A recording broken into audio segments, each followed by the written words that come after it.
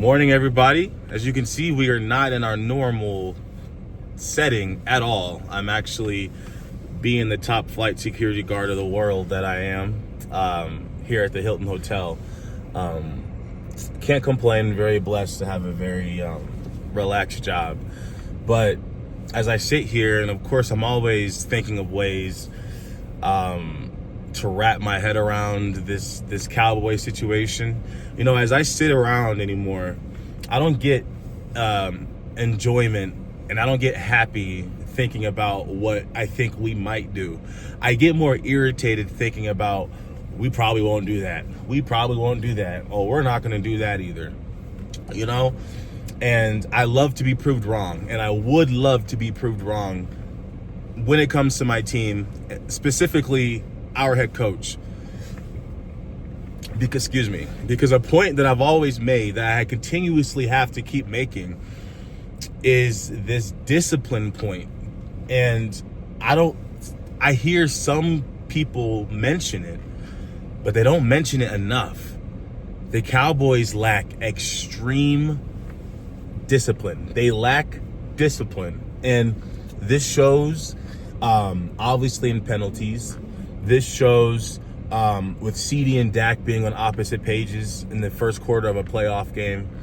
This shows with repeated mistakes. This shows with lack of clock management. Discipline when it comes to football means a lot. A lot changes when a team becomes disciplined or a team adapts a disciplined culture. Now, the Cowboys, I don't think we have a losing culture, but we have an extremely undisciplined culture. And I think that's the facts. The facts are there. The proof's in the pudding. Here's a little stat, and I've dropped this before, but I don't know if it resonated how it should have. If you look at the top penalties in the NFL since the Cowboys got Mike McCarthy, which is, I believe it was 2021. When the Cowboys signed Mike McCarthy, from that point on, we lead the league in penalties by far. Now, here's two more fun facts for you.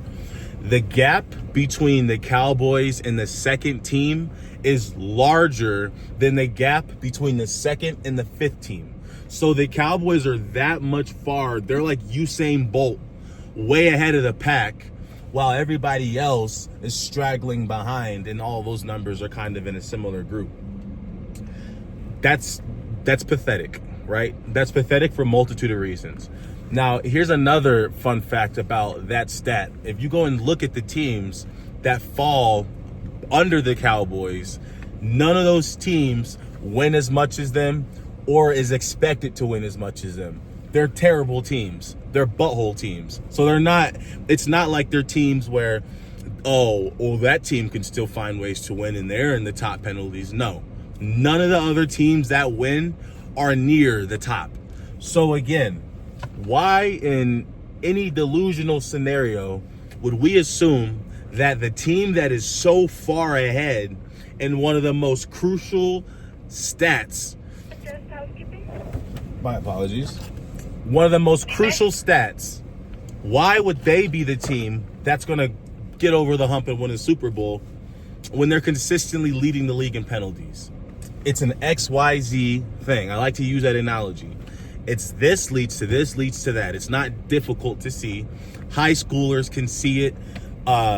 Middle schoolers can see it. Coaches at all level can see it. So like what bothers me about this is because this team is not a XFL team. We are not an arena football team. We are not a semi-pro team. We're not even a D1, D2, D3 team.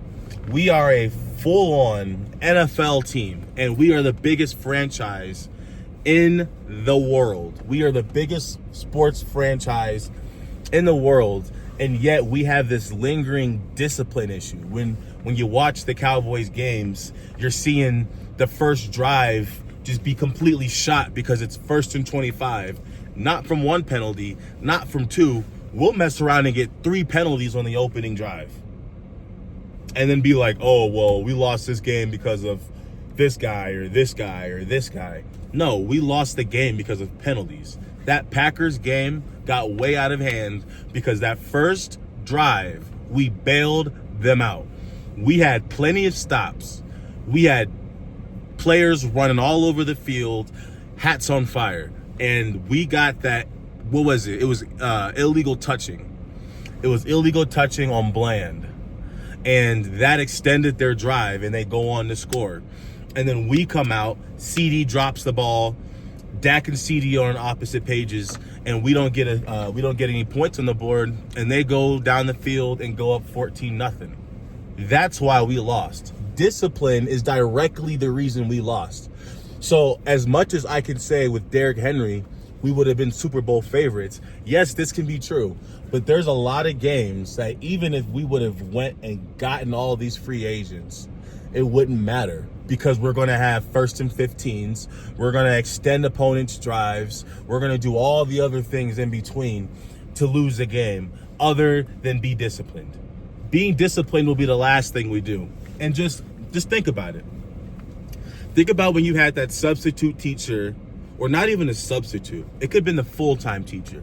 When you know your teacher's soft, like I got to say teacher because a lot of you guys didn't play sports, but some of you did. So for those of you did coach, but for those who didn't play any sports, just imagine a teacher and that you knew the teacher was a pushover. You knew the teacher was soft, and you knew that no matter what, the worst case scenario was something where you're like, I can handle that. Where it's like, I could do this, and this is a worst case scenario. That don't scare me too much. We've all had those types of people, coaches, mentors, teachers. Mike McCarthy is that guy. That's who Mike McCarthy is to the Cowboys. He's that guy where you see him walking around and the players are like joking around and, on the sidelines, players are goofing off. If one of them sees Coach Mike coming down the sideline, it's not like, oh, straighten up, Coach Mike's coming. It's like, there's Coach Mike. Hey, Coach Mike, get your fat. They probably John on him. They probably rip him, and they probably roast him at practice. That's probably the kind of coach that he is.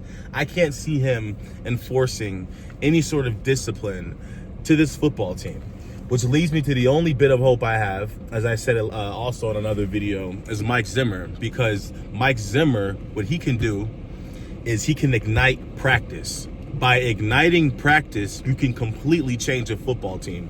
If you can build a hostile, high-pressure, zero tolerance for mistakes atmosphere at practice, and you can make that the norm, if you can get your players normal mentally when they are under distress, when they are in hot, hard situations, when they can't jump off sides, when the other people across the ball from them are actually trying to tear them up. They're not just trying to be friendly. When you have that expectation and that energy at practice, it makes your whole team better. Because I tell you what, a soft coach makes for soft players. You wanna know why?